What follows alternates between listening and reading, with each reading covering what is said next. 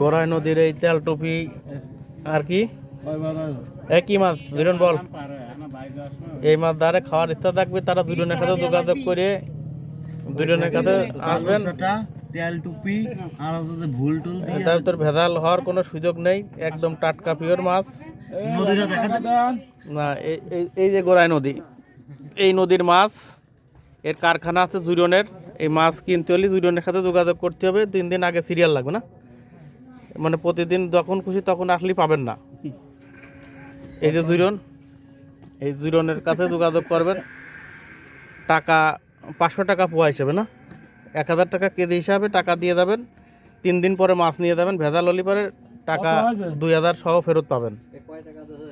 টাটকা নড়া জীবিত মাছ পাবেন, দেনে ভেজাল হওয়ার কোনো সুযোগ নেই।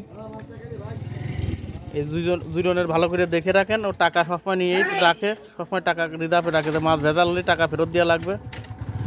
ও 2 নম্বরই কাজ কাম করে না। এত সুন্দর মাছ, দুজনের নাম্বারও দিয়ে দেবো না, আপনারা যোগাযোগ করে নেবেন, দুজনের কাছে ফোন করবেন।